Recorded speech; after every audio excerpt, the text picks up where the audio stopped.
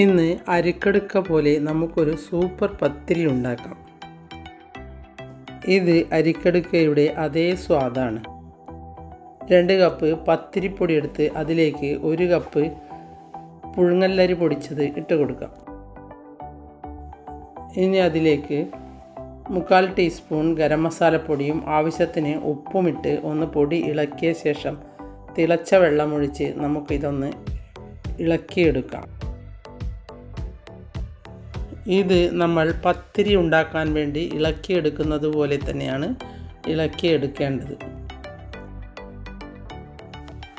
അരിക്കടുക്ക ഉണ്ടാക്കുമ്പോൾ അതിൻ്റെ തോട് കഴുകി വൃത്തിയാക്കണം. ഇതാവുമ്പോൾ അതിൻ്റെ ആവശ്യമില്ല. 1 മുറി തേങ്ങയെടുത്ത് അതിലേക്ക് കല്ലുമ്മക്കായ പൊളിച്ച് അതിൻ്റെ അഴുക്കെല്ലാം കളഞ്ഞ് കഴുകി വൃത്തിയാക്കി മിക്സിയുടെ ജാറിലേക്ക് ഇട്ട് കൊടുക്കാം. തേങ്ങയും കല്ലുമ്മക്കായും നമുക്കൊന്ന് ഒതുക്കിയെടുക്കാം. അത് കുഴച്ച് വെച്ച അരിപ്പൊടിയിലേക്ക് ഇട്ട് കൊടുക്കണം. ഇനി എല്ലാം ഒന്ന് നല്ലതുപോലെ കുഴച്ച ശേഷം നമുക്കിത് പത്തിരി പരത്തുന്നത് പോലെ ഒരു ഇലയിൽ പരത്തി ആവി കയറ്റി വേവിച്ചെടുക്കാം. ഇത് വേവിച്ച ശേഷം അതിൻ്റെ പുറത്ത് പരത്താൻ എടുത്ത മസാല എന്താണെന്ന് നോക്കാം. 2 നുള്ളി മഞ്ഞൾപ്പൊടി, 1/2 ടീസ്പൂൺ മുളക് പൊടി, 1/2 ടീസ്പൂൺ ഗരം മസാലപ്പൊടി, 1/2 ടീസ്പൂൺ മല്ലിപ്പൊടി, ആവശ്യത്തിന് ഉപ്പ്, 1 ടീസ്പൂൺ വെളിച്ചെണ്ണ, 1 ടീസ്പൂൺ വെള്ളം. ഇതാണ് വേണ്ടത്.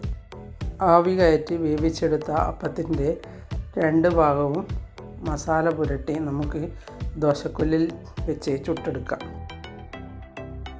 ഇത് അധികം എണ്ണയൊന്നും ആക്കാത്തത് കൊണ്ട് നമുക്ക് എപ്പോൾ വേണമെങ്കിലും ഉണ്ടാക്കി കഴിക്കാം. ഇത് ഹെൽത്തിയാണ്. എണ്ണയെ പേടിയില്ലാത്തവർക്കാണെങ്കിൽ കുറച്ച് എണ്ണ നല്ലതുപോലെ ഒഴിച്ച് ഫ്രൈ ചെയ്തെടുക്കാം. നിങ്ങളിങ്ങനെ പത്തിരി ഉണ്ടാക്കിയിട്ടില്ലെങ്കിൽ ഇതുപോലെ ഒന്ന് ഉണ്ടാക്കി നോക്കൂ. ഇതാണ് 1ാമത്തെ പത്തിരി. ഇനി 2ാമത് ഉണ്ടാക്കിയത് ഇതേ മാവ് തന്നെയാണ് എടുത്തത്. പക്ഷേ പരത്തിയ ശേഷം സ്പൂണ് കൊണ്ട് ഒന്ന് അമർത്തി അവിടെ മസാല ചേർത്ത കല്ലുമ്മക്കായ വെച്ച് ഒന്ന് അമർത്തി കൊടുക്കണം. അപ്പോൾ ശരിക്കും അരിക്കടുക്കയുടെ പുറത്ത് കല്ലുമ്മക്കായ ഉള്ളതുപോലെ തന്നെ ഉണ്ടാകും. ഇനി ഇത് ആവി കയറ്റി വേവിച്ചെടുക്കാം.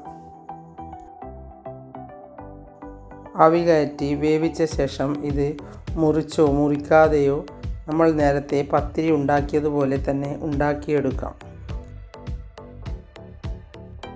ഇനി മുറിച്ച ശേഷം ഇങ്ങനെ കുറച്ച് എണ്ണയൊഴിച്ച് ചുട്ടെടുക്കാം.